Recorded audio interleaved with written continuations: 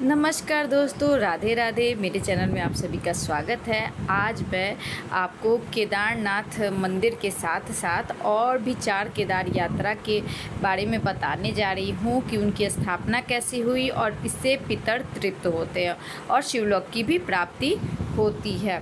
तो आइए जानते हैं कि कैसे कैसे इसकी क्या कथा है, इसका क्या महत्व है। तो यह कथा द्वापर युग के अंत की और कलयुग के प्रारंभ के संधि की है, जब कुरुक्षेत्र का मैदान रक्त से लाल हो चुका था।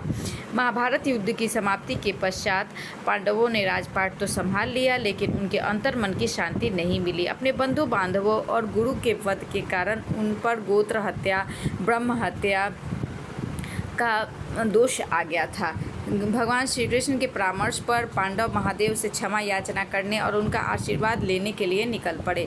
पांडव सर्वप्रथम काशी पहुँचे, लेकिन भगवान शिव पांडवों द्वारा किए गए विनाश से रुष्ट थे।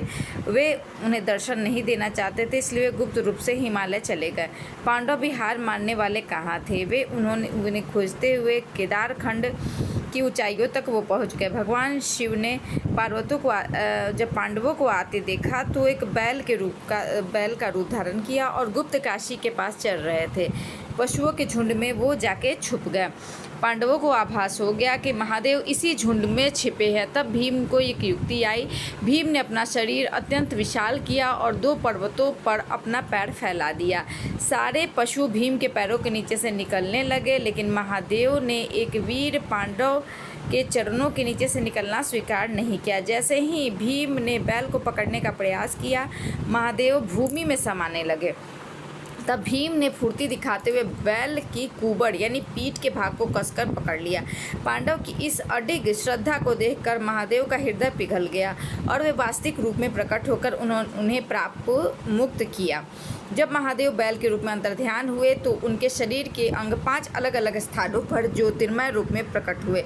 इन 5 स्थानों को पांडवों ने 5 भागों में जैसे विभाजित किया। पहला केदारनाथ, दूसरा तुंगनाथ, तीसरा रुद्रनाथ, चौथा मध्य महेश्वर और 5वां कल्पेश्वर के नाम से जाना जाता है। केदारनाथ में यहाँ बैल की पीठ के आकार की शिला पूजी जाती है। तुंगनाथ यह विश्व का सबसे ऊंचा शिव मंदिर माना जाता है। रुद्रनाथ यहाँ महादेव के नीलकंठ मुख के दर्शन होते हैं। मध्य महेश्वर यहाँ शिव जी की मध्य भाग की पूजा की जाती है। कल्पेश्वर यहाँ महादेव की जटाओं की पूजा होती है और वर्ष भर यह खुला रहता है। कहा जाता है जब शिवजी ने बैल के रूप में धरती में समाये तो उनका ऊपरी भाग नेपाल की राजधानी काठमांडू में प्रकट हुआ, जिसे आज हम पशुपतिनाथ के रूप में जानते हैं। केदारनाथ और पशुपतिनाथ को एक ही स्वरूप का हिस्सा माना जाता है। तो मेरा ये वीडियो आप सभी को कैसा लगा ज़रूर बताइएगा, और चैनल पर नए हैं तो चैनल को लाइक और सब्सक्राइब ज़रूर कर लीजिएगा। राधे राधे, हर हर महादेव।